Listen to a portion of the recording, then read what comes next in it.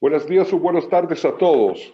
Soy Giorgio Tinelli de Ecor Network y voy a desaparecer eh, inmediatamente después de esas dos palabras. Doy la bienvenida a todos los que van a participar a este webinar y voy a pasar la palabra a Francesco Martone, coordinador de la misma. Bueno, hasta luego. Muchas gracias, Giorgio, y buenos días, buenas tardes con todos y todas. Yo soy Francesco Martone, le estoy hablando desde Quito, Ecuador, y soy miembro del colectivo ECOR, Extractivismo, Conflictos y Resistencia, y también miembro del Tribunal Permanente de los Pueblos y Tribunal de los Derechos de la Naturaleza, y miembro del Transnational Institute.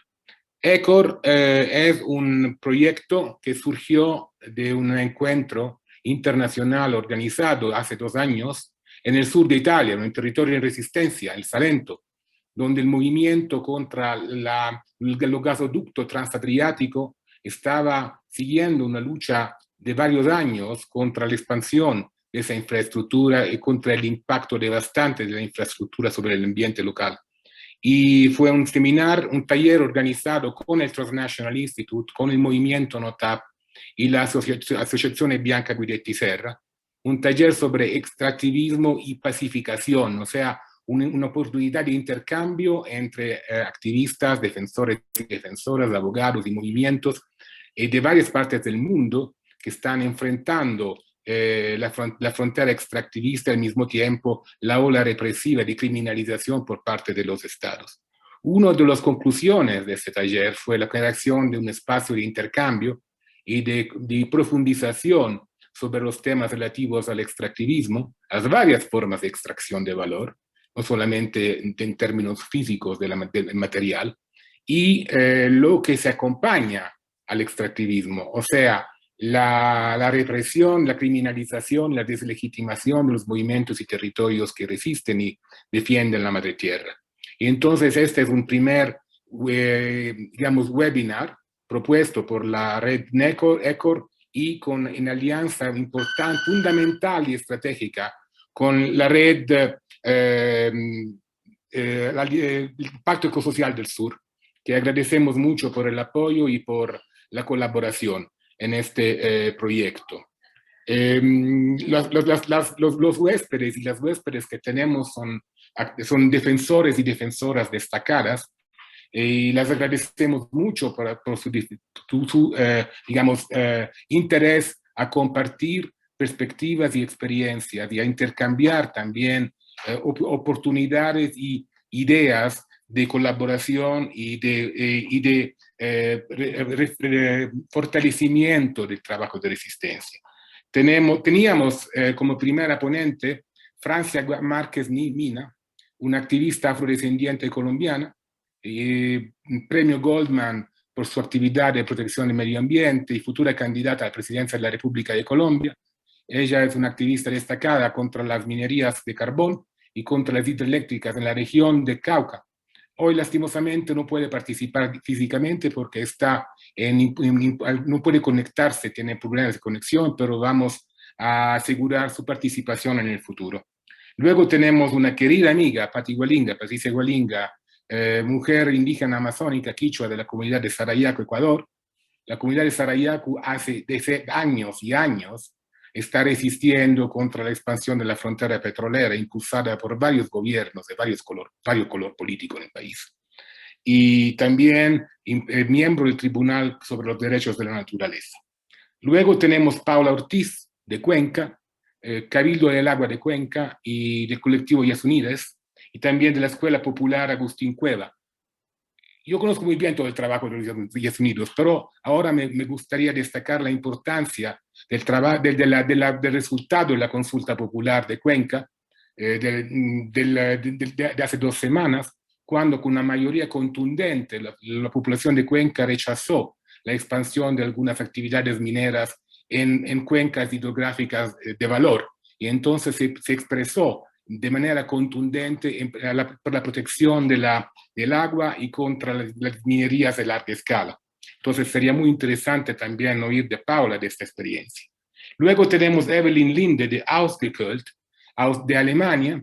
Ausgekult es un colectivo que trabaja mucho en apoyo a las campañas y las resistencias territoriales en Alemania contra la expansión de la minería de carbón. Por ejemplo, el colectivo Ende Gelände y todos los colectivos que están ocupando físicamente y protegiendo con sus cuerpos el bosque de Ambach para protegerlo de la expansión de la minería de larga escala. Y tenemos luego a Alfons Pérez del Observatorio de Deuda y Globalización de Cataluña, que también va a compartir el trabajo del observatorio sobre el tema de la deuda y de la conexión con la expansión del extractivismo.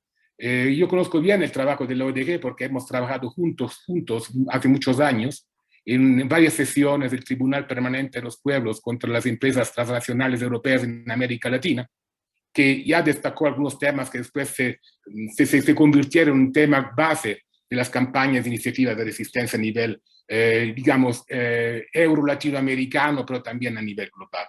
Y le dejaremos a Alberto Acosta de traer las conclusiones. Alberto es un economista y destacado académico e investigador sobre el tema de la deuda y del extractivismo, presidente de la Asamblea Constituyente de Montecristi y también personalidad muy activa a nivel internacional sobre estos temas y sobre el tema también relativos a los derechos de la naturaleza. Disculpe, me has olvidado. Y María Teresa, último pero no de menos, María Teresa Mesidoro, discúlpame mucho, un poco de emoción. Y María Teresa es parte del movimiento NOTAB en el Val di Susa. Es un movimiento que hace muchos años está construyendo, digamos, resistencia contra la expansión de una línea de ferrocarril a alta velocidad, y es uno de los ejemplos de territorios de resistencia, no solamente a nivel italiano, pero a nivel internacional, y también vicepresidente de la organización Huizanga, también hace mucho tiempo comprometida con la solidaridad con América Latina. Quería solamente informar a los que nos escuchan que el movimiento NOTAB está siendo siempre el centro de procesos de criminalización por parte del Estado italiano. Ahora algunas compañeras se encuentran en la cárcel. Una de ellas es Dana Auriola y otras también, que tuvieron que organizar una huelga de hambre para pedir condiciones mejores de vida también frente a la cuestión de la pandemia.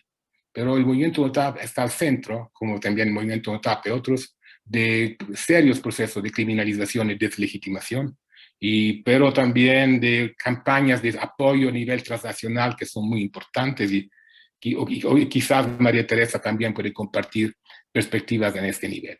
Para cerrar mi pequeña introducción, entonces se habla aquí de la doble pandemia, o sea, de un lado del impacto de la pandemia, de las medidas, digamos, de contenimiento de la pandemia en la capacidad de las organizaciones de activarse y de proteger los territorios, y también cómo esta pandemia en muchos casos ha significado, ha brindado la oportunidad a gobiernos a fortalecer aún más actividades de represión y de control militar y policial de los territorios, y al mismo tiempo asegurando la oportunidad para los intereses extractivos de seguir invadiendo territorios y extraer valor de la tierra. Y en realidad, como había dicho antes, se asiste a una subida del nivel de represión. Por ejemplo, hay un informe de Frontline Defenders que analiza la situación de defensores de derechos humanos en 2020 y denuncia el asesinato de más de 330 defensores y defensoras de derechos humanos. El 76% de ellos y ellas eran defensores de la tierra, de derechos de pueblos indígenas o del medio ambiente. Y entonces, digamos, el porcentaje del año pasado, antes pandemia, del 40%. Entonces, es evidente que la pandemia está ofreciendo la oportunidad para los intereses extractivos y gobiernos para revisar leyes ambientales, para abrir territorios de la exploración y aún más después bajo el pretexto de la reactivación, digamos, de la economía y la necesidad de enfrentar la crisis económico-social consecuente a la pandemia. Estos son todos desafíos que creo que son comunes a todos los movimientos y también a todas las experiencias que tenemos en la mesa hoy. Yo ahora, para no robarle más tiempo, diría de comenzar con la primera intervención de Patricia Gualinga y ver cómo en el curso de ese debate puedan surgir también algunas ideas para cómo dar seguida a este primer webinario. Una de ellas podría ser, por ejemplo, una hoja de ruta para la construcción de una red transnacional de territorios y movimientos y comunidades en resistencia contra el extractivismo, que pueda asegurar un espacio de intercambio, de coordinación, de trabajo y también de herramientas y de propuestas y soluciones alternativas al extractivismo, que me parece ser también aún más relevante ahora para enfrentar, digamos, eventuales estrategias de deslegitimación por parte de los gobiernos. Y Patricia, entonces, dedicaría la palabra a ti, agradeciéndote de tu participación y aquí estamos.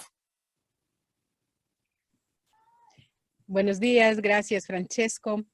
Gracias por la invitación a este conversatorio. Puede ser que esta conversación es tan urgente y necesaria para poner el dedo en los puntos que están ocurriendo a nivel de nuestros países.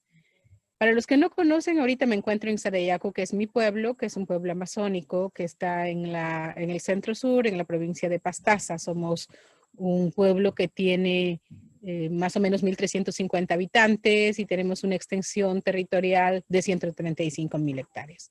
El pueblo de Sarayaku tiene una lucha histórica desde hace mucho tiempo. Si nos remontamos a 1930, hablaremos de la compañía Shell que ingresó por estos territorios, tanto así que hay un poblado que se llama Shell y que nuestros yachas, nuestros ancianos en ese momento hicieron resistencia. No logró perjudicar tanto, pero tampoco fue visible porque en esa época el boom petrolero estaba en el más alto auge y no había un pronunciamiento y nuestros mayores tampoco sabían español ni tampoco sabían a quién acudir para este tipo de denuncias. Pasa la compañía Shell, que se va de acá, y viene la compañía Amoco, así se ha llamado. Y después viene una que se llama Western. Y todo esto ha tenido una resistencia de los pueblos indígenas, tratando de cuidar su territorio. Han pasado, inclusive en otros sitios, han hecho como pequeños espacios o puntos para tratar de ver cómo pueden ingresar. Y así llegamos hasta 1989, cerca de los 90, donde ingresa la compañía Arco Oriente, en el denominado Bloque 10. Es ahí que Sarayaku por primera vez se hace visible porque hay un enfrentamiento muy fuerte donde las comunidades vecinas también, unos que apoyan a la empresa petrolera, otros que no, produce un conflicto bien fuerte. Inclusive hay personas que estuvieron aquí, gente del gobierno y de la empresa, quienes firmaron los acuerdos de Sarayaku que nunca fueron cumplidos, es en la época de Arco Oriente, en el año 1990. Luego de eso se hace la marcha del 92 para la legalización de territorios y en ese contexto, a raíz del incumplimiento de los acuerdos de Sarayaku, se da ya legalmente los territorios en el 92 con una marcha hacia Quito, desde acá, desde el centro sur, y cuya propuesta nació desde el pueblo al que pertenezco. Sin embargo, en el 96, la empresa vuelve a concesionar la gran parte del territorio Sarayaku a la compañía CGC. Sorprendentemente, los accionistas eran Conoco, la Texaco, y una empresa que se llama Perenco, que es una empresa francesa. Y ahí sí se visibiliza toda la lucha. Demoraron hasta el 2001, 2002 en ingresar a tratar de doblegar la voluntad del pueblo, y en el 2002 hay un conflicto bien fuerte que se conoce y de cuyo caso empieza el caso Sarayaku. El caso Sarayaku es a raíz de la intromisión de la empresa petrolera con venia del Estado, resguardados por la Policía Nacional y el Ejército. Los conflictos que se dan paso a que entremos a espacios judiciales después de que Sarayaku expulsa a la empresa petrolera, después de que hemos sido catalogados como subversivos y como terroristas, se empieza procesos judiciales a nivel nacional, algo que no avanzó y dio paso a que pasemos al sistema interamericano de derechos humanos. El primer paso, como saben, hemos pasado la comisión después de 10 años de proceso Hemos logrado ganar el juicio en la Corte Interamericana de Derechos Humanos. En el 2012 tuvimos una sentencia después de que la Corte visitó territorio Sarayaku y una sentencia favorable al pueblo de Sarayaku. Esta ha sido una lucha muy larga. Sin embargo, las consecuencias están visibles. Tenemos 1,5 toneladas de explosivos enterrados en territorio Sarayaku. A pesar de la sentencia, no se ha cumplido totalmente la sentencia. El tema de la consulta libre, previa e informada que tiene que ver con el consentimiento de los pueblos indígenas no está cumplido. Está ahí, pero no se ha cumplido y seguimos en fase de cumplimiento. Sin embargo, nos hemos dado cuenta de que el interés del Estado de ampliar la frontera petrolera continúa. A raíz de la resistencia, Sarayaku ha tenido cierto respeto, pero los bloques petroleros dividen varios puntos del territorio de Sarayaku. Hace poco estábamos con el tema del bloque 79, donde tenía concesión Andes Petroleum y colinda con territorio Zapara, que también es territorio Sarayaku. La ambición de extraer petróleo de nuestros territorios ha sido terrible. Y Francesco, tienes mucha razón, la pandemia ha sido utilizada para ampliar fronteras extractivas, pero en esta zona, en toda la pandemia, han talado balsa, como no tienes idea, en todas las comunidades, menos Sarayaku, que siempre ha dicho que no. Y los madereros de la balsa fueron los que empezaron a contaminar el virus. Y por eso las comunidades se contagiaron muy rápidamente. Las empresas no descansaron. Las empresas extractivas, madereras, mineras, petroleras, no han descansado absolutamente nada. Ni siquiera han tomado tiempo para poder decir esto es una pandemia. La pandemia lo estamos cumpliendo los ciudadanos. Y lastimosamente, pueblos como nosotros hemos sufrido la pandemia, el virus, la intromisión de los balseros, la crisis climática. Tenemos múltiples emergencias, múltiples situaciones que estamos viviendo, pero aquí estamos en resistencia, seguimos luchando. El caso Sarayaku ha sido un símbolo de resistencia y ha creado un precedente jurídico que es muy importante para los pueblos indígenas. Un precedente jurídico vinculante para los países y también que declara la consulta libre, previa e informada como principio de derecho internacional. El caso Sarayaku puede ser utilizado en muchos países de América. Recientemente fue utilizado en un caso de minería en Guatemala y lo pueden seguir utilizando, pues, porque ha creado una jurisprudencia en esa materia y eso es importante. Continuamos con la lucha, no ha terminado, seguimos en el proceso, seguimos con todas las cosas que tiene que ser, sabemos que el peligro es eminente, pero sabemos que ese no es el camino. Muchas veces piensan que los pueblos indígenas buscamos negociación. Pueblos como Sarayaku no buscan negociar, no buscan llegar a términos medios. Sabemos que la naturaleza y la tierra son vitales y que ninguna empresa petrolera, minera, va a restituir el daño que puedan causar. Y por eso es nuestra lucha, con nuevas propuestas, nuevas formas y con la claridad de que las empresas petroleras no ingresarán a nuestro territorio, como tampoco carreteras, madereras y mineras. Entonces necesitamos estos espacios, que son espacios de vida, que son espacios vitales para el ser humano, que son espacios vivientes para todo el planeta. Si no hacemos eso, la humanidad está perdida y ese es nuestro objetivo en el que estamos trabajando y seguimos luchando. Muchísimas gracias. Gracias, Patti.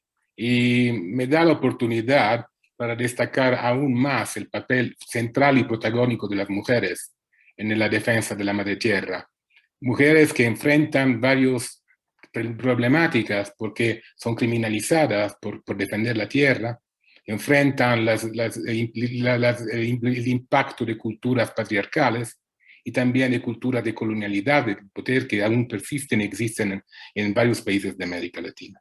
Y también la cosa importante de Sarayaku, aún más de ofrecer, digamos, una herramienta de lucha con el dictamen de la Corte Interamericana de Derechos Humanos, es que a la resistencia sigue también una propuesta, como la propuesta de la selva vivente, que es una propuesta de manejo del colectivo del territorio según los principios de la cosmología indígena, que es un ejemplo de cómo en realidad se puede seguir protegiendo el ambiente, la naturaleza, la madre tierra sin destruirlo. Otra herramienta interesante e importante, más allá de la consulta previa, el consentimiento previo, libre e informado, los pueblos indígenas son las consultas populares. Es muy importante lo que pasó con la consulta popular de Cuenca, porque en realidad ofrece una otra oportunidad de utilización estratégica del derecho, de la Constitución de Montecristi en este caso, como herramienta de resistencia y de reconocimiento de los derechos de los pueblos y de la naturaleza. Y entonces doy la palabra a Paula. Espero que pueda también compartir algunas reflexiones sobre el proceso que llevó a cabo la consulta, las implicaciones de la importancia también para otras comunidades que luchan en defensa de la tierra y del agua. Paula, a ti la palabra. Muchas gracias por tu participación también y muchas congratulaciones por el éxito de vuestra campaña. Hola Francesco, buenos días. Es un gusto acompañarles estos minutos para contarles efectivamente cómo fue la consulta popular por el agua de Cuenca y cuáles fueron los resultados y un poquito lo que se nos viene ahora. Les estoy hablando desde Macas, es parte de la Amazonía ecuatoriana. Macas está en la cuenca hidrográfica del río Santiago y los 5 ríos que fueron motivo de consulta popular en este pasado 7 de febrero en Ecuador son justo la zona alta de la cuenca hidrográfica del río Santiago. Entonces, un poco esta forma de relacionar y de orientarnos con base en la delimitación que ha hecho la naturaleza con las cuencas hidrográficas es lo que estamos tratando de poner sobre la mesa y fue uno de los puntos más trascendentales en la consulta popular. Lo que pasó este 7 de febrero fue que todo el Ecuador, todas las ecuatorianas y ecuatorianos nos acercamos a las urnas para elegir presidente, asambleístas nacionales, asambleístas provinciales, parlamentarios andinos. Pero en el Cantón Cuenca tuvimos una 5ª papeleta para que podamos, las cuencanas y cuencanos, decidir si estamos de acuerdo o no con la prohibición de la explotación minera metálica a grande y mediana escala en las zonas de recarga hídrica de 5 de nuestros ríos. Fue un periodo bastante complicado para la campaña por el sí a la prohibición de la minería metálica, porque la pandemia efectivamente complicó muchas de las actividades que habríamos querido hacer desde el tejido que impulsó la consulta popular, que fuimos organizaciones sociales y campesinas y personas agrupadas en el Cabildo Popular por el Agua de Cuenca. La pandemia realmente nos complicó muchas actividades, sin embargo, logramos en lo más posible contar a muchos de los cuencanos y cuencanas lo que se venía, porque había una desinformación importante. Sin embargo, a pesar de esta situación de la pandemia y a pesar de algunas trabas que vinieron desde el Consejo Nacional Electoral y desde el sector minero y el gobierno, logramos tener un resultado contundente en oposición, en rechazo total a la explotación minera en las zonas de recarga hídrica de nuestros ríos. Ganamos con el 80% de los votos y estoy completamente segura, en el Cabildo por el Agua no lo dudamos, habríamos ganado con más del 90% si habríamos podido hacer una campaña informativa sin estas complicaciones de la pandemia y del gobierno y el sector minero. Lo que tuvimos durante esa jornada fue un porcentaje de la población un poco desinformada y confundida. No sabían que iban a tener otra papeleta, pero al leer la pregunta no dudaron 2 veces, porque lo que ocurre en Cuenca es que tenemos 7 cuencas hidrográficas de tamaño relevante. De esas 7, para la consulta popular escogimos 5 por motivos de urgencia. Y la urgencia es que las empresas mineras que están asentadas sobre nuestras cuencas hidrográficas están ya con una de ellas, el proyecto que más nos asusta, que es el proyecto Loma Larga. Ya ingresó su estudio de impacto ambiental en el Ministerio del Agua y del Ambiente de acá de Ecuador, para empezar la fase de explotación. Entonces, considerando esto, no lo dudamos dos veces, nos pusimos manos a la obra y gracias a esta historia de lucha que tiene Cuenca, de rechazo a la megaminería, es que logramos estos resultados contundentes en favor del agua y de la vida. Lo que tenemos es que las concesiones mineras no están en ecosistemas degradados, no están en la zona más baja de las cuencas hidrográficas, sino por el contrario, están en la zona más alta. En el caso de Ecuador, hablamos del ecosistema páramo y de bosques altoandinos, de todo lo que cruza, atraviesa la cordillera de los Andes por Ecuador, y en el caso especial de Cuenca, de todos los páramos que bordean el Parque Nacional Cajas, que es una joya en el país, que es un ecosistema, un sistema de lagunas increíble, maravilloso, y que lo vamos a cuidar con la vida. Todo este ecosistema de páramos y bosques altoandinos son los que permiten que ciudades como Cuenca y todas las comunidades que están a ambos lados de la cordillera de los Andes, en la zona sur, tengamos agua potable, tengamos agua entrando a nuestras plantas de agua potable, a los sistemas de riego, a los sistemas comunitarios de agua. Entonces, la situación fue histórica. Nunca habíamos tenido en Ecuador ni en Latinoamérica una consulta popular de esta magnitud para rechazar la megaminería metálica. Y con esto lo que hemos visto es, pues, por supuesto, un rechazo a la consulta de parte del gobierno del Ecuador y del sector minero. Ellos, de hecho, anuncian ya amenazas contra el Ecuador en cortes internacionales, tal como fue el caso Chevron, más o menos. Y también ciertos procesos de criminalización de compañeros y compañeras que están en primera fila contra la megaminería. Y en primera fila quiero decir que están en las zonas de influencia de estos proyectos y han sido en ciertas ocasiones, desde hace unos 3 años más o menos, desde 2017, bastante asediados por la policía y por el gobierno central con sus diversos voceros y autoridades, llamándonos, como decía Patti, personas como terroristas, violentas, cuando por el contrario lo que se ha hecho es tejer una organización social, fortalecerla, una organización mucho más solidaria y potente, que le está haciendo temblar al gobierno central. Por eso es que han rechazado tanto la consulta popular por el agua de Cuenca y sobre todo porque ha sido luz para otros territorios, porque en el Ecuador, Cuenca no es el único territorio en donde hacemos resistencia contra la megaminería.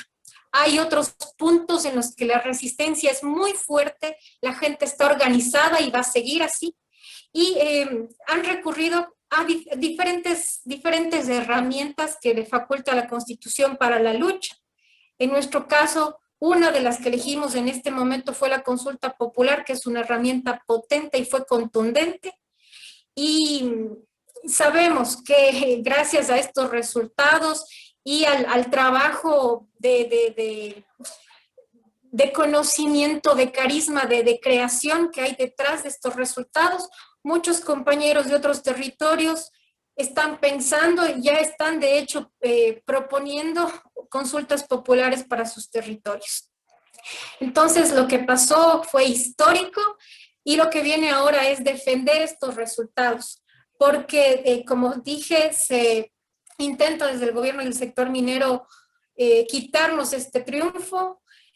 Entonces, lo que vamos a hacer ahora como Cabildo Popular por el Agua de Cuenca y Yasunidos Cuenca es evitar a toda costa que ya la puesta en marcha de esta consulta popular, de sus resultados, con cualquier leguleyada o manipulación de la ley, nos quieran quitar este triunfo de la forma más común, como hicieron con el Yasuní, como hicieron con el área protegida de Quimsacocha, que es cambiando, alterando las coordenadas de los mapas. Pero nosotros estamos preparados, y tenemos todo el compromiso, el conocimiento y el carisma para dar esta batalla.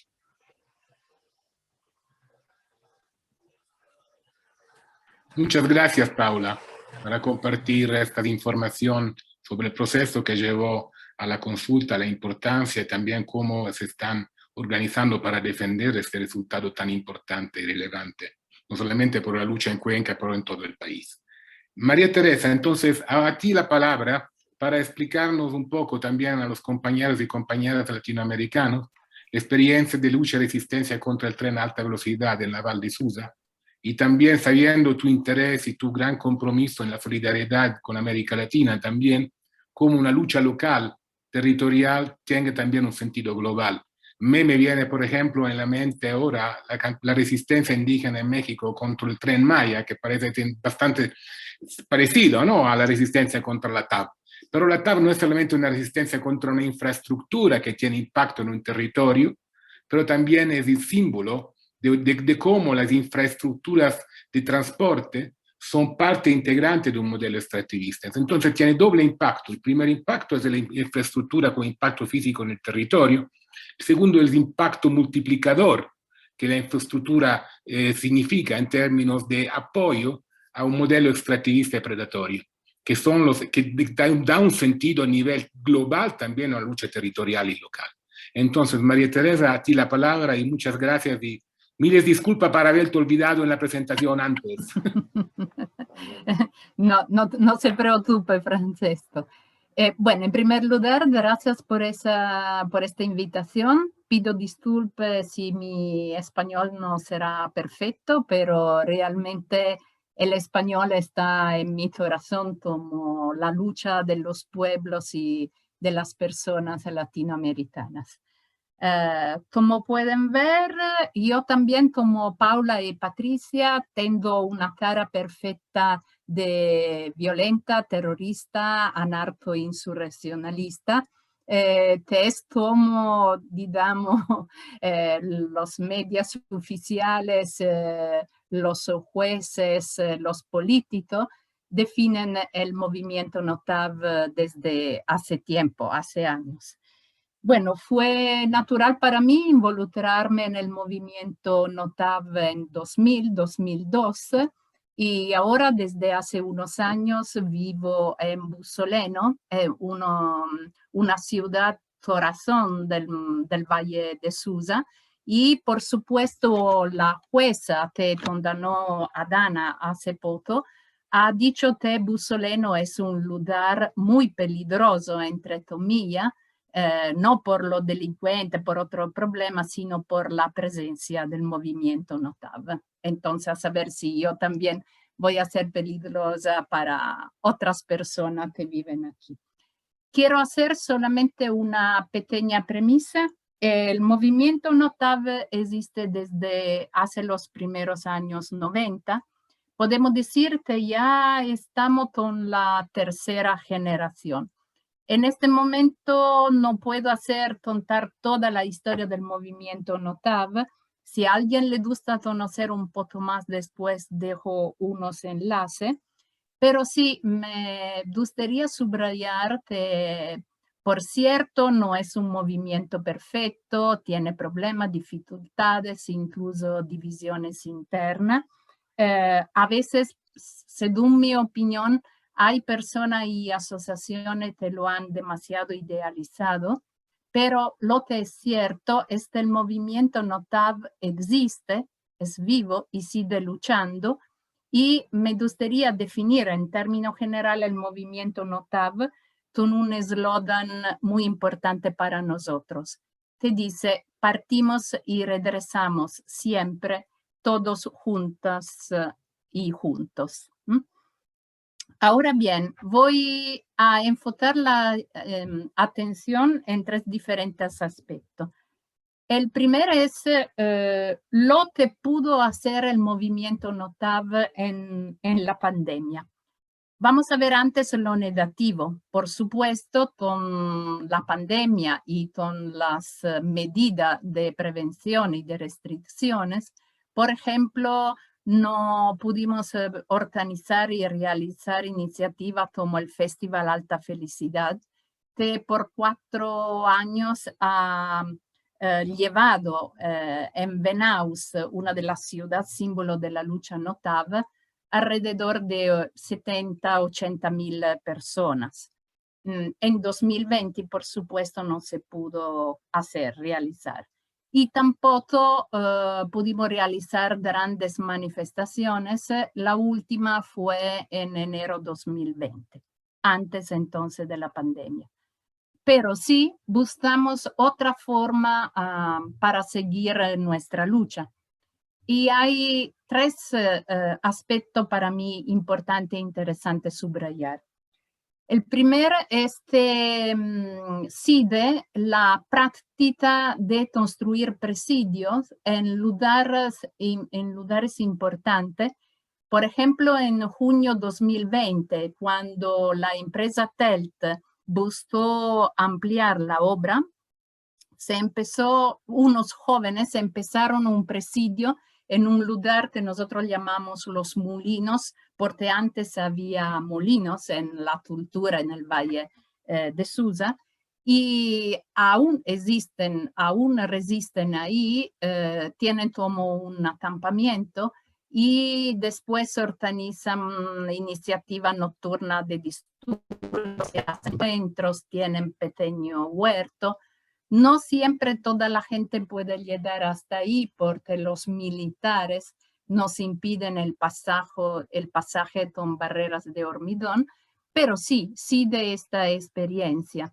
Igualmente, en otro lugar, en otra pequeña ciudad, en el centro del Valle de Susa, donde quieren trasladar un parteo de la autopista porque necesitan de este territorio para después dejar los materiales que quedan de la excavación. También en este lugar nació otro presidio, también con la participación sobre todo de jóvenes. Y si queremos resumir en 3 palabras esta experiencia, podría ser lucha, juventud y ecología. Incluso están comprometidos jóvenes de Fridays for Future y este fue un hecho muy importante para ampliar la lucha NOTAV. Otra experiencia de resistencia son los que nosotros llamamos las barricadas de papeles.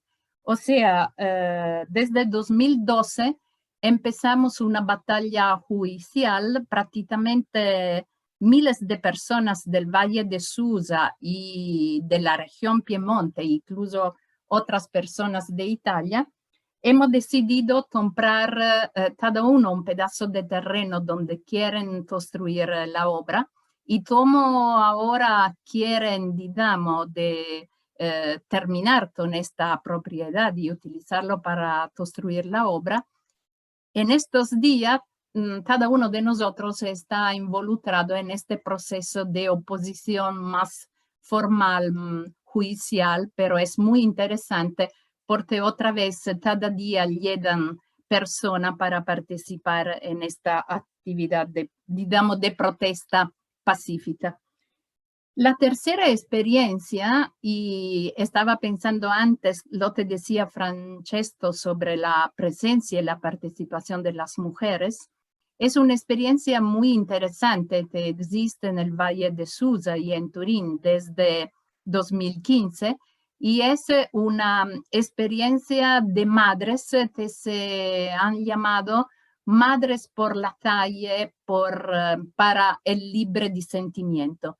O sea, ellas son madres de jóvenes que fueron declarados culpables por los juzgados por haber defendido la casa, la tierra, la salud. E incluso aún hay una mujer, Eddie, que tiene medidas cautelares hasta 2022 porque socialmente peligrosa. ¿Y por qué? porque ha combatido con los kurdos en contra del Estado Islámico en Siria. Y por eso ella queda socialmente peligrosa. Entonces, estas madres han decidido desde octubre 2020 empezar un presidio enfrente a la cárcel, donde se encuentra, por supuesto, Dana, y hacer este presidio permanente para denunciar esta situación. Digamos que nosotros siempre recordamos a la experiencia de las madres de Plaza de Mayo y muchas otras madres, pero este aspecto, esta intervención, presencia de las madres para nosotros es muy importante. Yo pregunté a una de estas madres cómo quería resumir esta experiencia con 3 palabras y ella me dijo solidaridad, cuidado y activismo. Bueno, ahora me interesaría solamente hablar un poquito lo que está haciendo la parte contraria, cuál es la forma, digamos, de represión.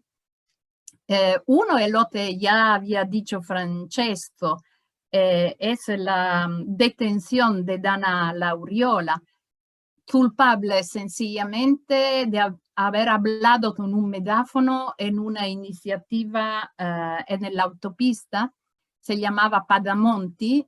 Monti fue uno de los peores gobiernos italianos de los últimos años, y el delito de Dana fue solamente eso, en una iniciativa donde solamente se permitió el pasaje de coches sin pagar nada. Otras personas tienen medidas cautelares, están en la casa, pero con Dana han querido, digamos, golpear el movimiento notable. En realidad no han podido afectarlo. Las manifestaciones de apoyo y de solidaridad con Dana han llegado de toda Italia, en un nivel internacional. Hubo presidio, carta, declaraciones oficiales. Y como siempre decía Francesco, hubo también esta huelga de hambre para reclamar más derecho para los detenidos y detenidas y para también reclamar vacunas para los presos en la cárcel. Curiosamente, con la pandemia, otra lideresa del movimiento notable, Nicoletta Dosio, que estaba en la cárcel desde enero 2020, en marzo 2020 fue sacada, digamos, de la cárcel y llevada a la casa con medidas cautelares por el empiezo de la pandemia. Entonces, este fue un aspecto positivo, pero siguen los aspectos negativos. Y hay otro aspecto importante en esta pandemia. La parte contraria está utilizando también el aspecto económico para debilitar el movimiento NOTAV, y como unas personas del movimiento tienen orden de expulsión de los lugares centrales de la lucha, e incluso todas las veces que nos hablamos de una manifestación, hay una ordenanza del prefecto que dice que ya no podemos pasar por unos caminos. Entonces esta persona muchas veces van a ser multada, y con la pandemia ahora también están llegando multas por haber transgredido las medidas de seguridad, o por ejemplo el distanciamiento o el horario, y todo el movimiento NOTAV tiene que hacerse cargo de este problema económico que va a ser muy grande. Pero yo pienso que, como otras veces, seguiremos luchando. Por último, si tengo todavía 2 o 3 minutos, me gustaría hablar de lo que está haciendo la parte contraria. Hay que decir que con la ley, por ejemplo, del Recovery Fund, prácticamente no hay explícitamente dinero para el TAV. Sí hay algo como 32 mil millones de euros para transformar las infraestructuras en Italia. Y lo curioso es que las palabras que utilizan tiene que ser un sistema infraestructural moderno, digital y sustentable. ¿Para quién y para todas? Claramente no lo sabemos. El problema del TAV es que quedan alrededor de 900 millones que ya estaban planteados para el TAV y hasta ahora nunca lo han utilizado. Y entonces no ha recibido otro dinero por eso. Lo que está haciendo la parte tontrera sí ha conseguido 5 millones de euros para la construcción de una valla en este nuevo lugar para después trasladar el parqueo. Y estos 5 millones solamente van a servir para la militarización del territorio. O sea, todas las veces que nos dicen que van a ampliar, van a construir algo, en realidad se está solamente gastando el dinero. Y es interesante, y así concluyo, lo que dice un técnico, porque tenemos un equipo de técnicos que son importantes para apoyar nuestra lucha, también para seguir informándonos. Y ellos nos estaban comentando que en diciembre la Comisión Transporte de nuestro Parlamento escuchó opiniones diferentes sobre el TAV. La mayoría fue contraria, pero el gobierno decidió lo mismo, seguir adelante con el TAV. Entonces, este técnico se pregunta, ¿de qué estamos hablando? Estamos hablando de una falta de respeto de los habitantes, de los administradores, de los territorios, y quizás sea un problema de dejadez, de arrogancia, de incompetencia, o sencillamente es el miedo de quedarse mal y perder el dinero. Muchas gracias, María Teresa. El papel de las madres es muy importante, ¿no? Como tú destacaste también, la importancia de las varias estrategias de un movimiento múltiplo, ¿no? y múltiple. Una cosa interesante que quería destacar por los compañeros y compañeras de América Latina, cuando María Teresa habla de militarización, es militarización de verdad, porque hay el ejército. El ejército está presidiando varios lugares de construcción que son considerados lugares estratégicos de importancia nacional, y entonces hay zonas rojas, ¿no? Donde no se puede manifestar, no se puede demostrar, y hay un presidio permanente del ejército mismo para defender esas zonas rojas. Pero frente a las zonas rojas hay también líneas rojas que se trazan para proteger los territorios de la frontera extractiva, y dos líneas rojas muy fuertes y muy evidentes han sido trazadas, son trazadas en Alemania. Son las líneas rojas del movimiento Ende Gelände, que practica desobediencia civil y ocupación de la minería a larga escala, y las líneas rojas de quien está presidiando con sus cuerpos los bosques milenarios de la foresta, del bosque de Ambach, para protegerlo contra el avance de la minería. Y entonces pediría a Evelyn de compartir un poco más de información sobre cómo estas estrategias se desarrollan, cuáles son ideas que se pueden compartir también con otras comunidades y territorios en resistencia. Yo me acuerdo que el caso de Ambach y de Ende Gelände fue también presentado en una sesión del Tribunal sobre los Derechos de la Naturaleza, creo, en Bonn, donde creo que también Alberto y Patricia estaban presentes como miembros del jurado. Me acuerdo que entraron con un ataúd donde se celebraba la muerte del carbón.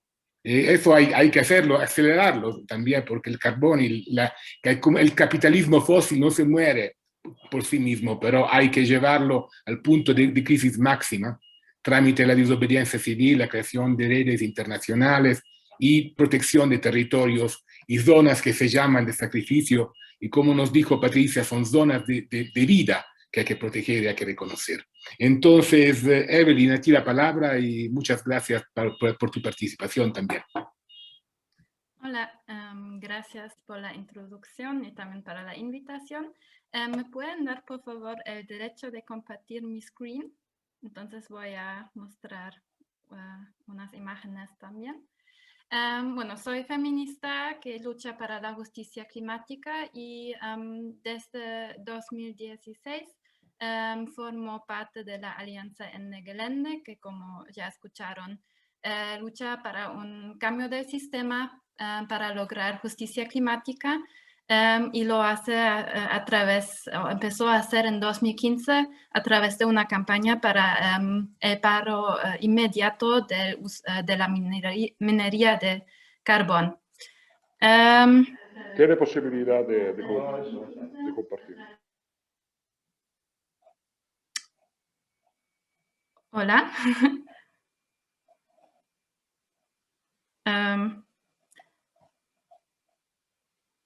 ¿Me escuchan? Ahora fue interrumpida. Ok, entonces sigo porque no... Ya. Entonces, ¿ya tengo el derecho? Sí, parece que sí.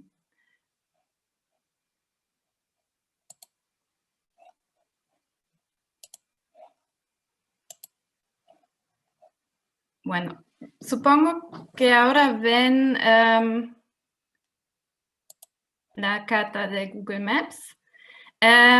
Y aquí, porque en ese contexto internacional quería empezar dónde nos encontramos o de qué hablo. Y aquí ven el bosque de Hambach y la mina de Hambach.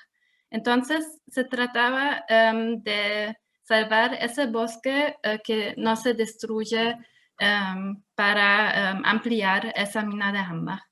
Y voy a ir un poco para así. Aquí ven que también hay la mina de Garzweiler y aquí se encuentran pueblos como Lützerath o Kainberg, que más tarde voy a volver a contar porque les muestro ahora eso. Y bueno, si va un poco más detrás, ven que esa zona minera se encuentra en esa parte de Alemania y si tuviéramos más tiempo podríamos buscar que también hay más zonas mineras que también se ve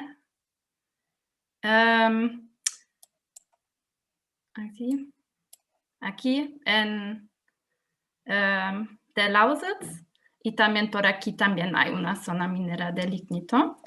Y bueno, si se sale, se sigue viendo esas minas, entonces, es decir, son gigantescas.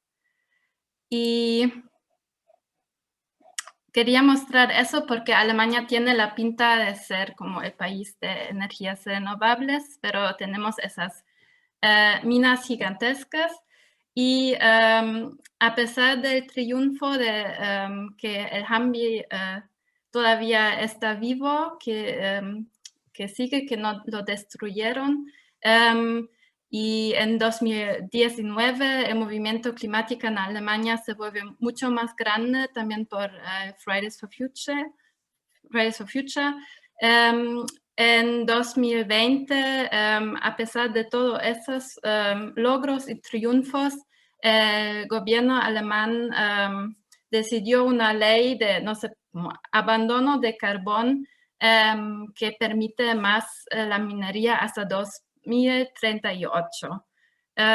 Y en 2020 también se puso en marcha una nueva planta de carbón, Datteln 4, es decir, que la lucha sigue, pero antes que poner más enfoque a las luchas que siguen, quiero contarles un poco porque la lucha para el Hambi fue un triunfo y para eso voy a volver a compartir otra vez mi screen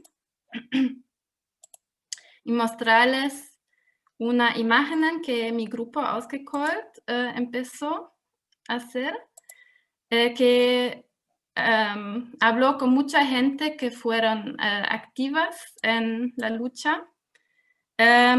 Y aquí encuentran muchas historias de resistencia desde la zona minera que les mostró. Y les quiero mostrar esa imagen con esas muchas historias para explicarles por qué fue un triunfo en Hambi, que por muchos años ya gente vivieron en el bosque y lo ocuparon y vivieron aquí en casas, en los árboles. Y también desde muchos años la gente que viven por allá también ya estaban defendiendo como su territorio, que también se ve un poco aquí, o en acciones así de líneas, crear líneas rojas, pero también había esa desobediencia civil con la ocupación del bosque. ¿Y qué pasó en 2018? Era que el Hambi logramos que se volvió a un símbolo para justicia climática y contra el carbón. Entonces no solo fue esa lucha para defender ese bosque particular por acciones de desobediencia civil, y ahora voy a mostrarles esa imagen pequeña. Aquí, gente en la mina. Enne Gelände, como dije, desde 2015 hace acciones de masa y va con miles de personas a las minas para parar la destrucción con los cuerpos de la gente. Y es una acción de desobediencia civil, pero que es muy accesible a mucha gente porque vamos juntos y tenemos la fuerza de mucha gente. Y bueno, también Enne Gelände participó en esas protestas del Hambi y bueno, fueron muchas, varias formas de protesta, de manifestaciones, de desobediencia civil. Aquí se ve también la represión, que a finales, porque el discurso se logró como ganar tanta simpatía y volver ese bosque ese símbolo que al final lo logramos, de que se quedó. Y la cuestión era entre la conexión entre la pandemia y el extractivismo. Y ahora que vieron que en Alemania tuvimos por una parte ese gran éxito, y después, ahora en el último año, bueno, el gobierno decidió esas leyes de desastre. En cuanto a la pandemia, veo como 4 puntos de conexión que quiero presentar. El primero es que en el último año hubo una reducción de emisiones, pero causado por la pandemia.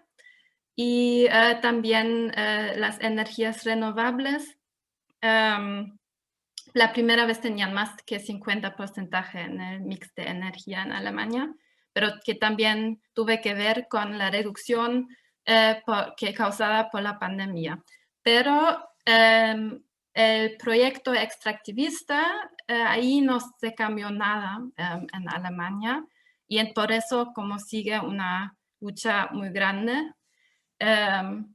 Y además que en ese año, en el último año, siguieron esos que quieren destruir los pueblos, que les mostró al principio en la carta, que en esa mina de Garzweiler, a pesar que se decidió que Alemania va a salir en 2038 del uso de carbón, igual quieren seguir destruir esos pueblos. Y ahí en los pueblos sigue la resistencia, y también en el último año, a pesar de la pandemia, hubo manifestaciones. Bueno, el segundo punto sobre la conexión de pandemia y extractivismo que veo es que la pandemia mostró que nos encontramos no solo frente a una crisis climática, pero una crisis múltiple del sistema de salud, del sistema de cuidado, obviamente el sistema de la economía. Y desde muchos años el movimiento climático ya se entiende como conecta a nivel internacional, pero a nivel con otros movimientos sociales en Alemania. Y eso pienso que la pandemia nos mostró que, y también las decisiones del gobierno en el último año mostraron que tenemos que seguir con eso, mucho más conectarnos con el movimiento antirracista, con los movimientos feministas, sociales, de trabajadores, sindicatos, para enfrentar las crisis múltiples.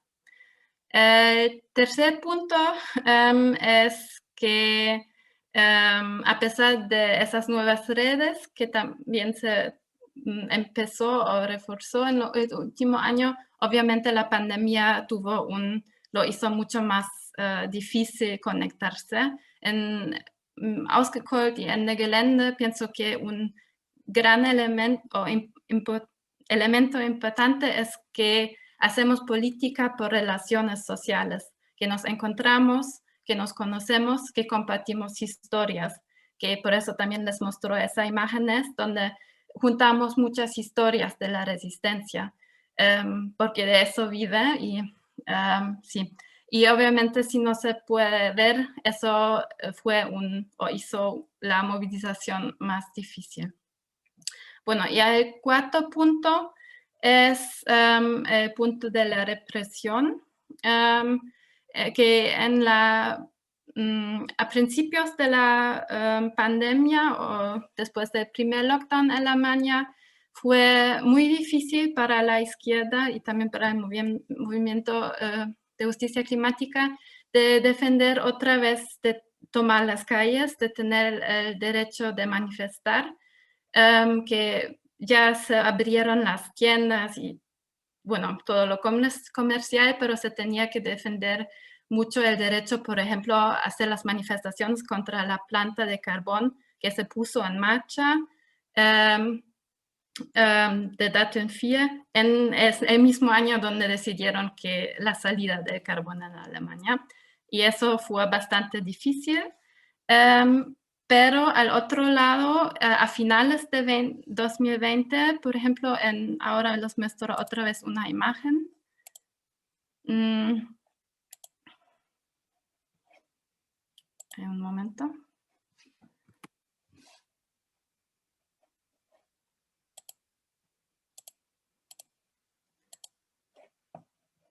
Aquí, espero que se ven aquí.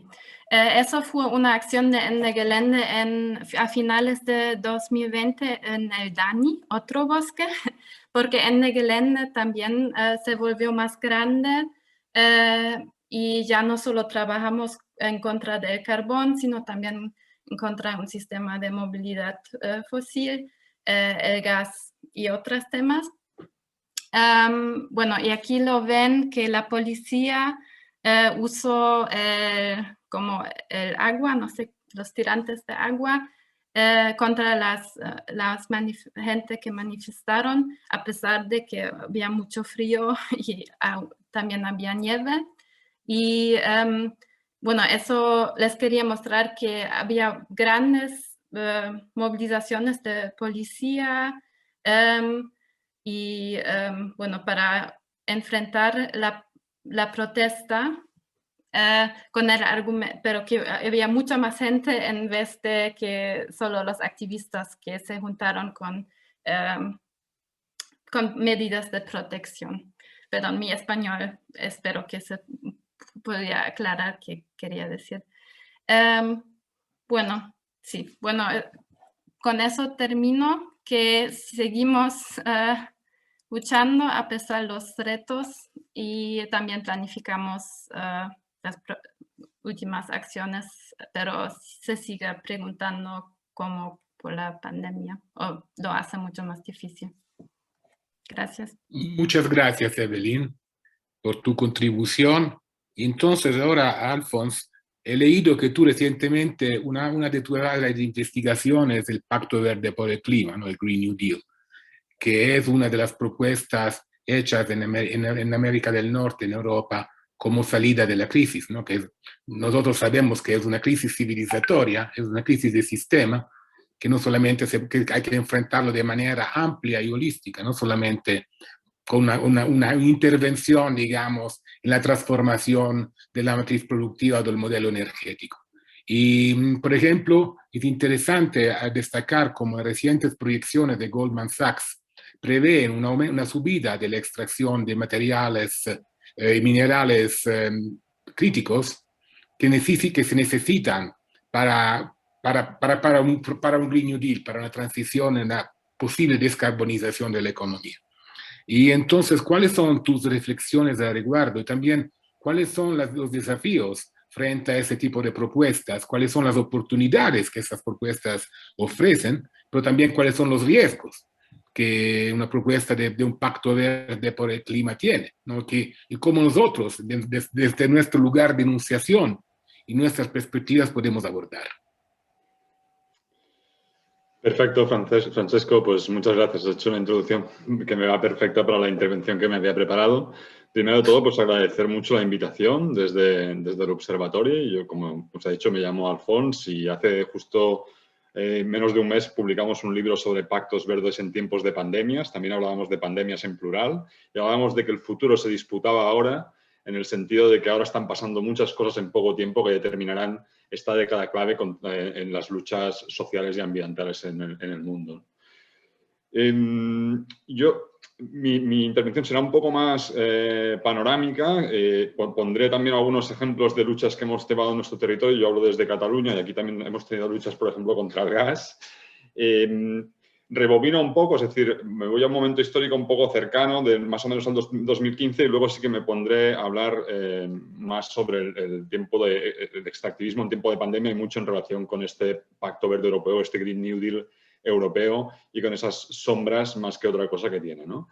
Entonces, inicialmente, yo diría más o menos en el año 2015 en Europa se empezó a hablar de esta estrategia europea de seguridad energética y también de unión de la energía, que tenía mucho en el centro el combustible gas, ¿no? Como combustible de transición, ¿sí?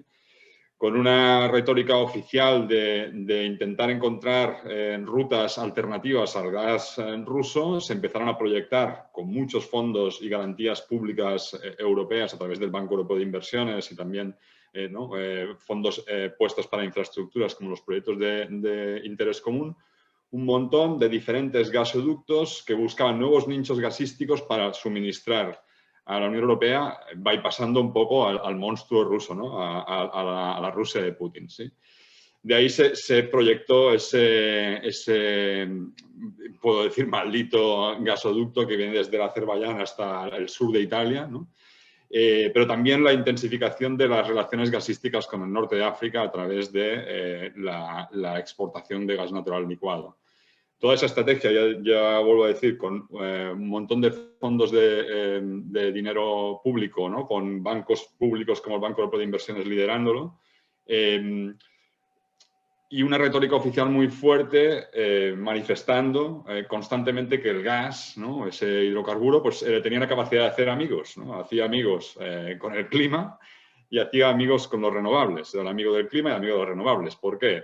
Porque aparentemente el gas, pues en su combustión tiene menos emisiones que los otros hidrocarburos y podía cubrir la generación eléctrica intermitente de las renovables. Pero al final, precisamente el análisis colectivo de muchos grupos en diferentes partes de la Unión Europea y no solo de la Unión Europea, pudo desmentir eso tanto en la parte climática, porque si se le sumamos al gas todas las pérdidas de metano que tiene en su cadena de suministro es tanto o más malo que el carbón, y a la vez como no era para nada amigo de las renovables, sino que desplazaba las inversiones en renovables. Luego voy a complejizar un poco más el tema de las renovables con todo el tema de las materias críticas que comentabas, Francesco.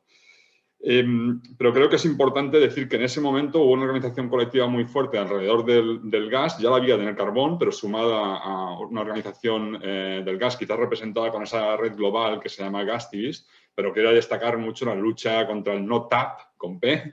La del no-tap del Valle de Susa también la conozco, pero la del no-tap con P en la Puglia italiana, ¿no? Una lucha muy fuerte contra la llegada de ese gasoducto que venía desde el Azerbaiyán.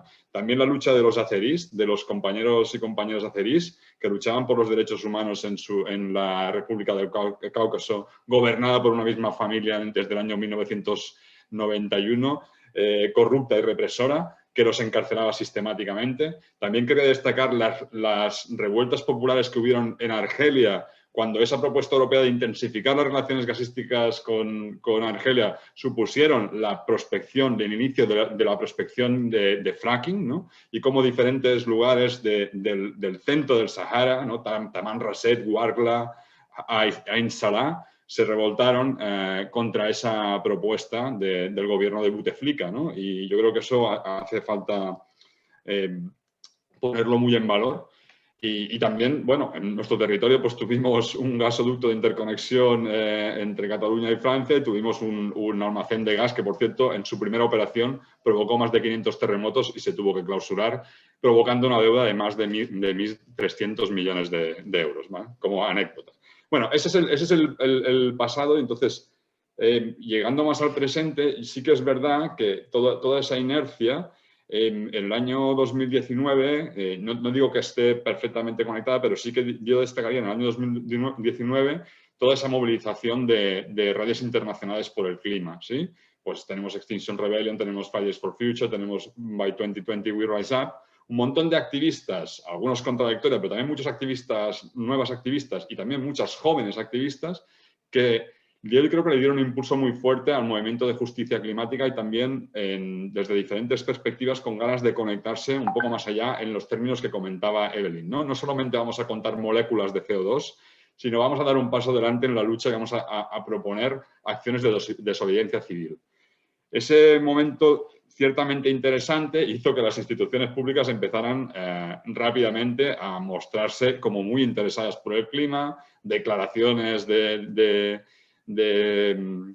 emergencia climática en muchísimas instituciones, también propuestas de ley de cambio climático y de transición energética y una pieza central de toda la estrategia europea que era precisamente lo que comentaba Francesco, ¿no? Ese Green New Deal europeo, ese European Green Deal, ¿no? Que sería como el marco estratégico donde se insertan todas esas nuevas políticas, pero también las que ya tenían trayectoria. Bueno, llegado a ese punto, y solo para apuntar dos cosas, ¿no? De cómo se conceptualiza ese European Green Deal, básicamente se habla explícitamente como una nueva estrategia de crecimiento, o sea, estamos hablando de crecimiento verde y de capitalismo verde, y estamos hablando también de poner la tecnología en el centro, es decir, ese esfuerzo hacia la neutralidad climática en el 2050 es poniendo la tecnología en el centro con los impactos que ahora voy a describir.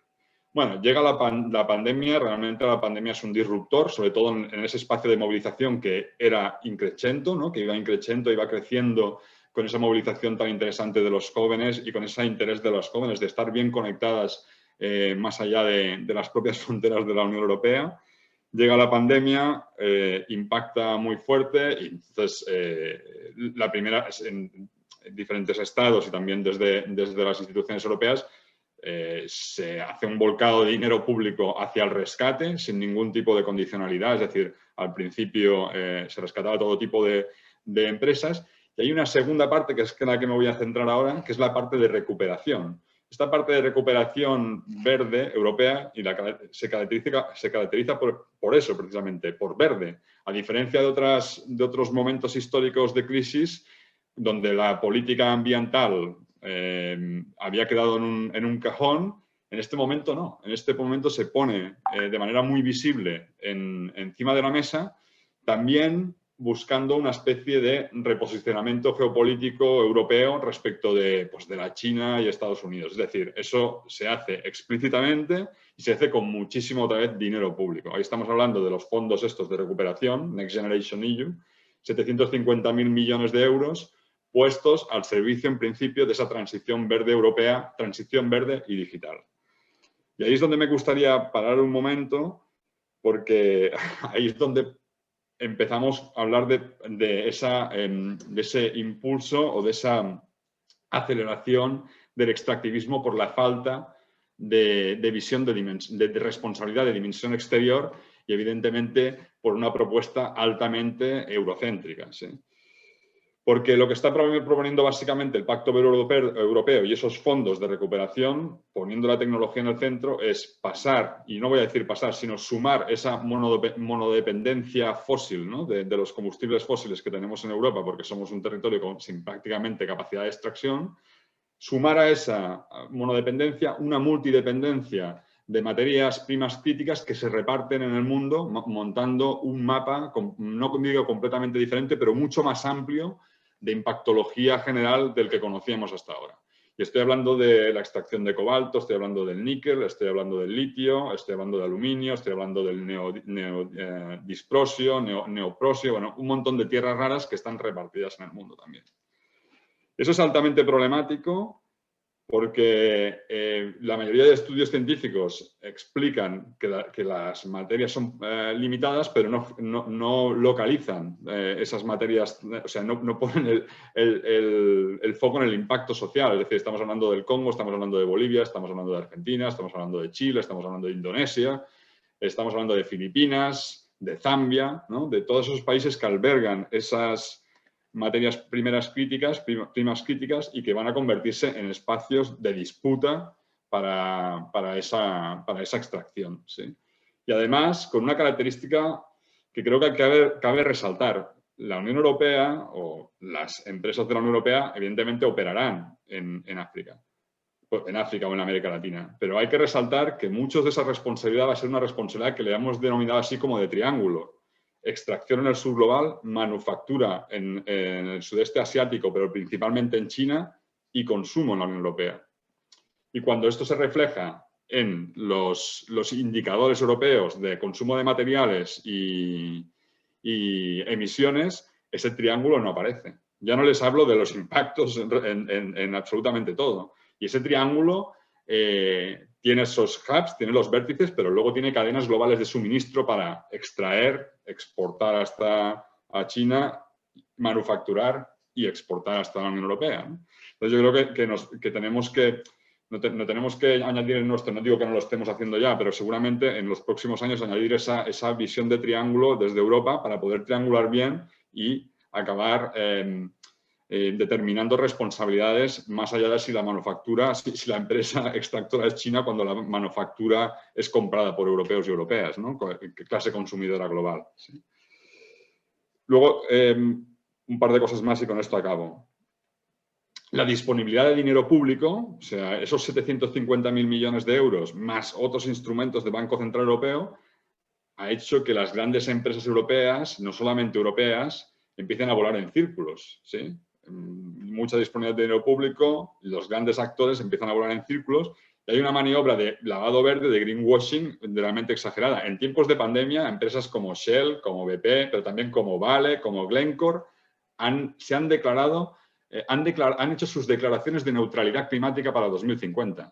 Ah, qué curioso, ¿no? En tiempos de pandemia. Bueno, en tiempos de pandemia y en tiempos de esa disponibilidad de dinero público, que si no hacemos nada, va a suponer al final el pago de la transición verde de las grandes empresas. Cuando hablo de verde siempre le pongo comillas, se me entienda. Y ahí hablamos de ese incremento del consenso verde de las empresas extractivas en general, las fósiles extractivas, en momentos de pandemia, ¿no? Es una cosa bastante interesante. Y una cuarta cosa, con esto acabo y luego hago unas conclusiones de un minuto. Cuidado también con el capitalismo financiero, ¿no? Francesco decía que en nuestro grupo hacemos un poco esas lecturas de deuda y de capitalismo financiero. Hay algunos nombres ahí que son importantes y relevantes de poner encima de la mesa. BlackRock es el gestor de fondos fósiles más grande del mundo, pero a la vez ha sido contratado por la Comisión Europea como asesor para la gobernanza, para los factores de gobernanza y los factores ambientales y sociales en el banking, ¿no? en los bancos. Es decir, un fondo internacional fósil es el asesor de un ente público para asesorar cómo los bancos tienen que acercarse a lo verde, a lo social y a mejores formas de gobierno, destacable. Luego Capital Group, por ejemplo, fue otro gestor de fondos, fue el que recibió, o sea, el que compró más capacidad de instalación eólica en el Estado español hace menos de un mes. O sea, tanto BlackRock como Capital Group, como Vanguard, como State Street, tenemos que ponerle un ojo encima, porque estos son altamente extractivos. Y sus alianzas con las grandes empresas tecnológicas, las GAFAM, ¿no? Con Google, con Amazon, con Facebook, son también sumamente peligrosas. Y con esto me queda un minuto para los 15. Solo me gustaría como lanzar algunas ideas también como de conclusión, ¿sí? Yo diría que, por ejemplo, ese movimiento climático que ha emergido en diferentes lugares, ¿no? Que tiene un foco muy puesto en lo fósil, seguramente ahora tendremos, porque también estoy incluido ahí, tendremos que hacer un ejercicio fuerte de sumar a lo fósil todo lo mineral, ¿no? Y todo lo extractivo. Sí que a veces no está tan presente en la lucha diaria, ¿no? Se habla más de las empresas fósiles, pero no de las mineras. Yo creo que ya tenemos que empezar a hablar de extractivismo. O sea, esa tiene que ser la palabra. Y extractivismo es clima, pero también es biodiversidad. ¿Sí? Entonces, esas dos palabras tienen que estar también muy fuertes ahí. Luego que cuando muchas veces desde el ecologismo así de investigación se habla de los límites biofísicos y se dice no habrá materias primas suficientes para el 100% renovables. Eso es verdad. O sea, ahora mismo la mayoría de estudios dicen que no hay suficiente cobalto, no hay suficiente níquel y no hay suficiente litio para esa transición. Pero es que en cada gramo, y aquí se ha mostrado, en cada gramo, en cada kilogramo y en cada tonelada hay impactos sociales. Entonces, no hablemos solamente de los límites, sino hablemos desde el inicio de esos impactos que hay. ¿Sí?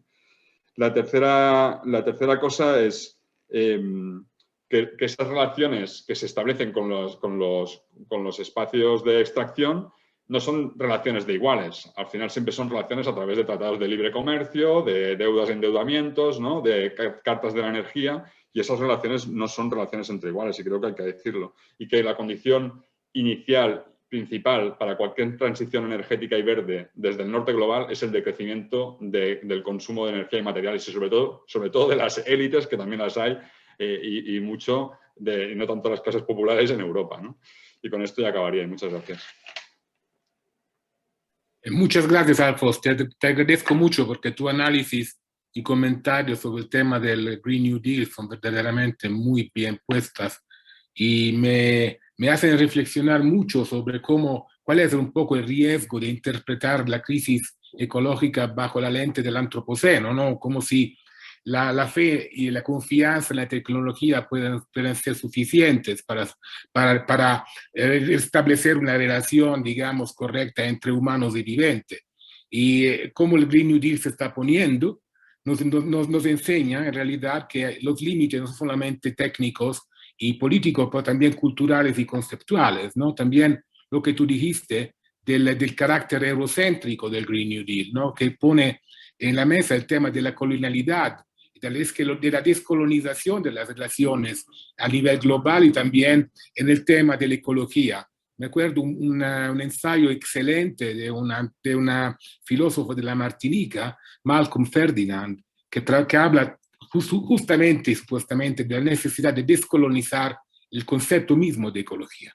Entonces, ahora tenemos un poco tiempo, si los ponentes y las ponentes quieren agregar algunos comentarios después de haber escuchado y oído de las varias experiencias y sugerencias y sugestiones, si quieren destacar un poquito más el tema de la pandemia, si no, le daría la palabra a Alberto para que no hagas conclusiones, porque ese proceso no se va a concluir aquí, ¿no?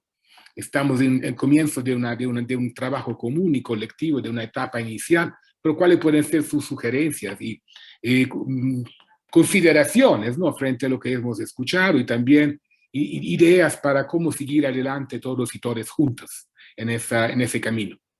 Entonces, si ustedes tienen algunas cosas, comentarios rápidos y breves, si no, les daría la palabra a Alberto para sus consideraciones y comentarios. Yo, si me permites, Francesco, solo porque me olvidé de decir que lo que comentabas al principio está en el libro que hemos publicado y que por suerte el libro mañana estará disponible, justamente mañana estará disponible gratuito para descargarse en catalán, en castellano y en inglés. el web del observatorio, que ahora lo pondré en el Facebook para que lo tengan, www.odg.cat, ¿no? Y simplemente es un momento más que de publicidad, de difusión, disculpa. No, y básicamente me leíste en la cabeza porque justo al mismo tiempo estaba hablando con Giorgio para ver cómo hospedar el libro, una recensión del libro en la página Ecor, así que ya estamos en eso. Entonces, si no hay otras cosas, Alberto, a ti la palabra. Y muchas gracias también por toda la ayuda que brindaste en la organización de este webinario, determinantes para que sea un webinario con un debate contundente y ojalá, ¿no?, útil también por los demás que están comprometidos en la resistencia, en la defensa de la madre tierra. Muy buenas tardes. Para mí es muy grato haber podido participar en esta reunión en la cual hemos tratado de sintonizar los procesos de lucha por la vida, por la naturaleza y sus derechos, naturalmente también por los derechos humanos, desde Europa, desde el norte global y desde América Latina, desde el sur global. En este momento me viene a la memoria cómo llegamos nosotros, o cómo llegué yo, mejor, a la necesidad de comenzar a trabajar más estrechamente en sintonía con estos procesos. Estuve invitado en noviembre del año 2019 a Italia, exactamente al Salento, a Lecce, a dar una conferencia sobre el reto de defender los derechos de la naturaleza. Y esa conferencia fue el día 23 de noviembre del año 2019. Y yo no me había imaginado que podía ser tan importante y tan riesgoso la defensa de los derechos de la naturaleza. Estando en pleno debate, en plena conferencia, los compañeros y compañeras de la Universidad de Salento detectaron que había una suerte de espía, un policía infiltrado que estaba filmando toda la reunión. Y entonces para mí eso me abrió la puerta a una realidad que no le había percibido tan directamente, a pesar de que conocía la represión policial en el caso del bosque de Hambach y otras situaciones en otros países europeos. Pero comprendí la potencia que tiene la criminalización, la persecución para tratar de frenar estos procesos de resistencia. Se abrió entonces la oportunidad de profundizar los vínculos y las relaciones con los amigos y las amigas que ahora conforman Ecor, que tiene su sede en Italia, y pudimos charlar en esa ocasión con Giorgio, con Alexandra, con Donato, con Xenia, y naturalmente la relación con Francesco ya tiene una larga data. Hemos tenido la oportunidad inclusive de discutir estrategias de cómo hacer realidad la iniciativa Yasuni TT, que surgía de la sociedad civil allá a inicios de los años 2000 y que luego Francesco aportaba siendo senador romano, senador italiano, lo cual era importante. Entonces, este proceso surge de este tipo de casualidades, de este tipo de relaciones que nos permite a nosotros enfrentar una discusión que cobra cada vez más vigencia, como lo han demostrado absolutamente todas las personas que han intervenido en el mundo en que estamos viviendo. Tenemos que comenzar a entrelazar nuestras investigaciones, nuestros observatorios y nuestras luchas. Yo empezaría por eso, señalando lo importante que es tener en el momento actual claridad de lo que estamos viviendo. Y por cierto, eso que señalaba Patti Walinga, de que muchas de las personas que están abordando este tipo de cuestiones son consideradas terroristas, o como decía un gobernante ecuatoriano de corte progresista, ecologistas infantiles, son personas que generan problemas al sistema actual. Son personas peligrosas para el sistema actual. Son personas que están dispuestas a hacer realidad los derechos de los humanos y los derechos de los no humanos. En ese escenario, entonces, vemos cómo en la actualidad, en medio de una grave crisis que está atravesando la humanidad, una crisis civilizatoria, como ya se las llama Francesco, una de las pandemias en plural es la pandemia del coronavirus.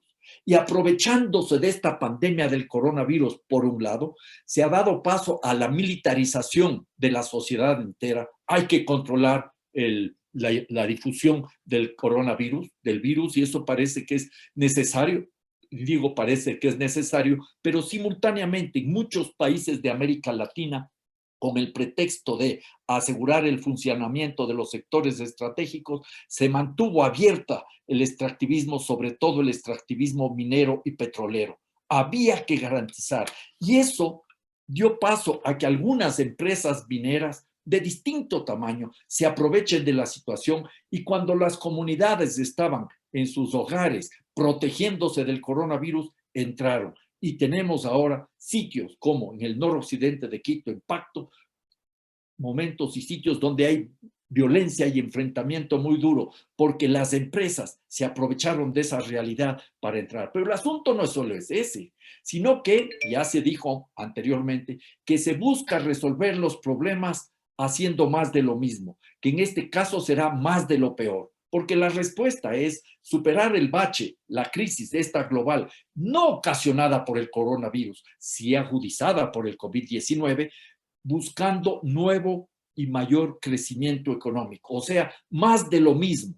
Se pretende desde los países de América Latina enfrentar los problemas ampliando los extractivismos. En Ecuador se forza, por ejemplo, el extractivismo megaminero, en Colombia, en Argentina, en Perú, en Chile, en distintos países de América Latina se hace lo mismo sucede en África.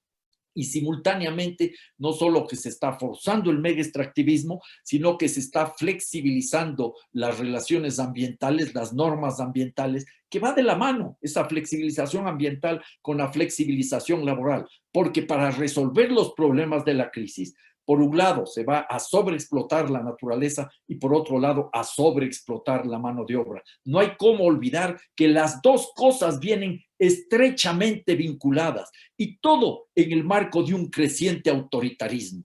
Para enfrentar la pandemia hemos aceptado inclusive la necesidad de sacrificar nuestros derechos. Ese es un escenario en donde yo creo que nosotros tenemos que recuperar muy rápidamente algunas cuestiones de historia, porque aquí estamos hablando de extractivismos en plural, forma de apropiarse de la naturaleza para transformarla en mercancía, en commodity, como diríamos ahora, para colocarla en el mercado mundial casi sin procesamiento alguno, con tremendos impactos sociales, tremendos impactos ecológicos y con alguna posibilidad de obtener ingresos económicos, pero todo en el marco de economías rentistas, estados rentistas, sociedades clientelares y regímenes políticos autoritarios, violentos y corruptos. Hay que tener en cuenta que los extractivismos no simplemente causan violencia y corrupción, sino que la violencia y la corrupción son condición necesaria para que se puedan dar paso a estos extractivismos. Esa gran amputación a la madre tierra, que es lo que se hace en la mina de Hambach, al lado de Colonia y Bonn, en Alemania, o que se hace en cualquier otra parte del planeta, requiere violencia, no solo violencia policial, sino violencia institucional, política y jurídica. Y esa violencia también se refleja sobre las personas que están defendiendo la naturaleza. Y entonces vemos como una constante que esa violencia, esa corrupción y ese autoritarismo se sostienen en diversos mecanismos de represión, diversos mecanismos de criminalización y, por supuesto, todo esto nos permite entender mejor ese saqueo, esa devastación y esa dominación que tienen una larga historia. Esto empezó hace más de 500 años. Sin entrar mucho en la historia, quisiera simplemente recordar que Cristóbal Colón, cuando venían los barcos hacia las Indias, él nunca supo que había llegado a otro continente, simplemente creía que iba hasta las Indias. En su bitácora, en el diario de viaje, anotó 175 veces la palabra oro y menos de 50 veces la palabra Dios o Ser Supremo. Y él decía, palabras más, palabras menos, que el oro es todopoderoso y quien lo posee puede hacer todo lo que quiere en el mundo, incluso sacar las almas del purgatorio.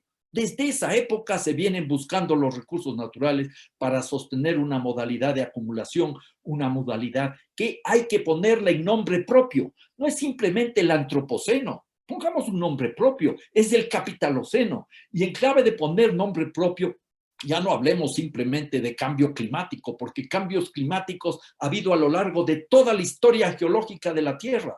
Estamos viviendo un colapso climático provocado por la codicia, por la acumulación incesante de bienes y por esta lógica de permanente destrucción que provoca el capital.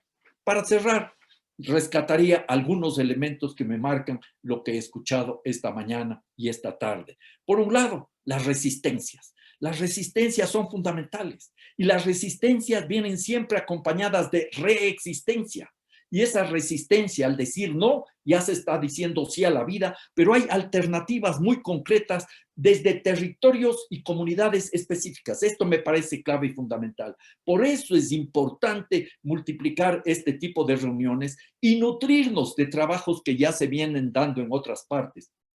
Anoto, por ejemplo, a modo de gran referencia, el observatorio EYOLT, que es impulsado por Joan Martínez Alier, donde encontramos estos conflictos socioambientales en prácticamente todos los continentes. Anoto también como otra referencia importante el Observatorio de los Conflictos Mineros en América Latina desde Chile. Anoto también como otra gran referencia el Observatorio Petrolero del Sur desde Argentina. Entonces, a dónde hay que comenzar a llegar ahora es conociendo estas luchas de resistencia y resistencia, potenciando las respuestas que se dan a la construcción de redes que nos permitan avanzar más. Y así como hay luchas de resistencia y de resistencia que no pueden ser idealizadas, como decía María Teresa, creo que hay que recuperar también todo el potencial de las consultas populares. Lo que se vivió en Cuenca, y nos planteaba Paola hace pocos minutos, es fundamental, es una referencia importantísima. Ya no son consultas populares simbólicas, ya no son consultas populares en provincias o en localidades pequeñas. Esta es en la tercera ciudad de un país en América Latina, pero que se sintoniza con las consultas populares de Tambo Grande en Perú, ya hace más de 10 años, la consulta popular de Esquel en Argentina, las consultas de Doima, Tolima, Cajamarca, Ibagué en Colombia, y en ese escenario entra la consulta popular de un cantón pequeño en Ecuador, Girón, hace 2 años, y ahora en Cuenca. Y eso tiene un punto fundamental, una creciente vinculación de las luchas de campo y ciudad, porque ya no son solo los campesinos y los indígenas que sufren los embates, como nos contaba Patti Hualinga en el caso de Sarayaku, sino que son las comunidades urbanas las que comienzan a ser parte de la lucha. Y esto demanda movilización, esto demanda creatividad, esto demanda desobediencia civil, como bien anotaba María Teresa. Y creo que en ese contexto, entonces, las propuestas tienen que surgir. La protesta es válida y la propuesta es fundamental. Así como ha resistido Sarayaku con una lucha tenaz en contra de los gobiernos progresistas o neoliberales, ha hecho propuestas como la de la selva viviente, el Cauca Sacha. Y todo esto, y con esto cierro, es fundamental ubicarlo en un contexto más amplio, como bien planteaba aquí Alfonso. La necesidad de descubrir los elementos de estas redes globales que no se resuelven simplemente con una serie de parches. No hay soluciones tecnológicas, menos aún cuando las tecnologías subordinan a los seres humanos. Bien decía Iván Illich, ese pensador austríaco ya fallecido, que la tecnología es buena siempre y cuando esté al servicio del ser humano, pero no el ser humano al servicio de la tecnología. Y como no hay tecnologías neutras, sabemos también que esas tecnologías están siempre en función de la acumulación del capital. Y también es muy importante en ese contexto ir desmontando todo lo verde de la economía verde y del capitalismo verde. Hay que dar paso a una desmercantilización de la naturaleza y comenzar a construir alternativas sólidas y viables. Porque la transición energética en clave de economía verde está simplemente resolviendo una parte del problema al liberarnos de alguna manera de los combustibles fósiles, pero llevando los problemas a otro tipo de explotaciones que también ya mencionó aquí Alfonso, el tema del litio, el tema de las tierras raras, el tema que mencionó también Patricia de la explotación del palo de balsa en los bosques amazónicos, palo de balsa que te utiliza como alma de los rotores que generan energía eólica. Entonces, hay que estar atentos a abordar todos estos temas, buscando los orígenes, desmontando los discursos falsos o las falsas soluciones y procurando establecer vínculos para construir desde todos los sures del norte y del sur geográfico alternativas transformadoras al sistema dominante. Por eso estoy muy contento de poder participar acá. Ojalá esto podamos multiplicarlo y podamos hacer más lecturas, aprovechando de esa amplia experiencia, no solo para aprender y reproducir exitosas formas de resistir, sino para ir construyendo otra forma de existir, de reexistir, lo cual demanda, por supuesto, un trabajo continuado, una gran cantidad de esfuerzos de todos los sectores y un enorme compromiso. La gran tarea que tenemos entre manos es cambiar el mundo. No podemos contentarnos con menos. Les agradezco mucho a todas las personas que han intervenido, a todas las que han hecho posible esto y, por supuesto, a quienes nos están este rato viendo y escuchando. Muchísimas gracias, Alberto. Yo creo que tus palabras son un cierre, el mejor cierre de todo este intercambio tan denso y fluido de ideas, sugerencias, experiencias, ideas también de trabajo común. Y entonces les agradezco verdaderamente mucho por todo el tiempo que hemos compartido y ojalá eso sea la primera etapa de un proceso común de diálogo y de compartir, ¿no? De condivisión. Me gusta la idea de hablar como un espacio común, ¿no? Donde lo común es verdaderamente la manera de relacionarse, la manera de enfrentar desafíos comunes y luchas colectivas. Así que muchas gracias y para cerrar, como decía Alberto, existimos para resistir y resistimos para existir. Entonces, la lucha sigue. Giorgio, no sé si tienes algunas cosas para cerrar, si hay preguntas por parte del público. Sé que hubo una interacción muy densa con los que nos siguieron en Facebook, que promete muy bien para el futuro de nuestra idea de trabajo, ¿no? Bueno, lo que quería apuntar solamente es que nosotros como Ecor Network estamos online, solamente llevamos unos días, el 20. Entonces, esto es solamente el comienzo de esa experiencia que nosotros auspicamos claramente un intercambio de ideas, de experiencias con todos los, no solamente los que participaron acá a nivel de organizaciones, de colectivos, etcétera, sino anchar nuestra, digamos, diríamos partnership, pero con un sentido de hermandad, digamos, anchar nuestros horizontes y sobre todo ideas y soluciones, sobre todo, con todos los temas que hemos tratado en la próxima webinar. Agradezco a todos la participación y un saludo desde Bologna y desde Ecor.network. Gracias, muy buenas tardes, buenas noches. Gracias, buenas tardes. Hasta la Gracias. próxima. Vaya bien. Gracias. Abrazos. Chao. La lucha continúa. Sí.